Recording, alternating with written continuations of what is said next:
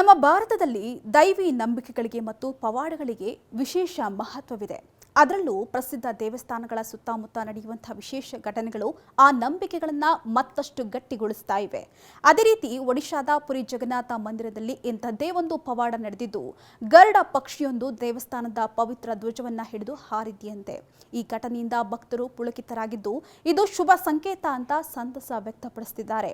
ಹೌದು, ಕಳೆದ ಭಾನುವಾರ ಈ ಘಟನೆ ನಡೆದಿದ್ದು, ಗರುಡ ಪಕ್ಷಿಯೊಂದು ಜಗನ್ನಾಥ ದೇವಸ್ಥಾನದ ಮೇಲೆ ಹಾರಿಸಲಾಗಿದ್ದಂತಹ ಪವಿತ್ರ ಧ್ವಜವನ್ನ ತನ್ನೊಂದಿಗೆ ಕೊಂಡೊಯ್ದಂತಹ ದೃಶ್ಯ ಭಕ್ತರನ್ನ ಆಶ್ಚರ್ಯಚಕಿತಗೊಳಿಸಿದೆ.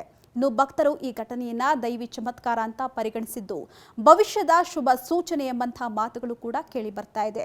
ಇನ್ನು ಪುರಿ ಜಗನ್ನಾಥ ದೇವಸ್ಥಾನದ ಮೇಲಿನ ಧ್ವಜಕ್ಕೆ ವಿಶೇಷ ಧಾರ್ಮಿಕ ಮಹತ್ವವಿದೆ.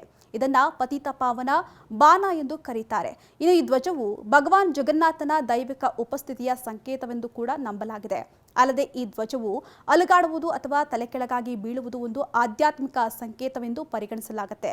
ಅಲ್ಲದೆ ಧಾರ್ಮಿಕ ನಂಬಿಕೆಗಳ ಪ್ರಕಾರ ಈ ಧ್ವಜವು ಅಸಾಮಾನ್ಯ ರೀತಿಯಲ್ಲಿ ಚಲಿಸಿದ್ರೆ ಅದು ದೇವರ ಆಶೀರ್ವಾದ ಮತ್ತು ಆಧ್ಯಾತ್ಮಿಕ ಬದಲಾವಣೆಯ ಸಂಕೇತವೆಂದು ಭಾವಿಸಲಾಗುತ್ತೆ. ಆದ್ರೀಗ ಈ ಪವಿತ್ರ ಧ್ವಜವನ್ನ ಗರುಡ ಪಕ್ಷಿ ತೆಗೆದುಕೊಂಡು ಹೋಗಿರೋದು ದೊಡ್ಡ ಬದಲಾವಣೆ ಅಥವಾ ದೈವಿಕ ವಿಜಯದ ಸೂಚನೆಯಾಗಿರಬಹುದು ಅಂತ ಹೇಳಲಾಗ್ತಾ ಇದೆ. ಅಲ್ಲದೆ ಹಿಂದೂ ಧರ್ಮದಲ್ಲಿ ಗರುಡ ದೇವರಿಗೆ ಹೆಚ್ಚಿನ ಮಹತ್ವವಿದೆ. ಗರುಡನನ್ನ ವಿಷ್ಣುವಿನ ವಾಹನ ಮತ್ತು ಪಕ್ಷಿಗಳ ರಾಜ ಅಂತ ಪರಿಗಣಿಸಲಾಗುತ್ತೆ. ಇದೀಗ ಈ ಘಟನೆ ನಡೆದ ಬಳಿಕ ದೈವಿಕ ಸಂಕೇತವಾಗಿರಬಹುದು ಅಂತ ಹೇಳಲಾಗ್ತಾ ಇದೆ.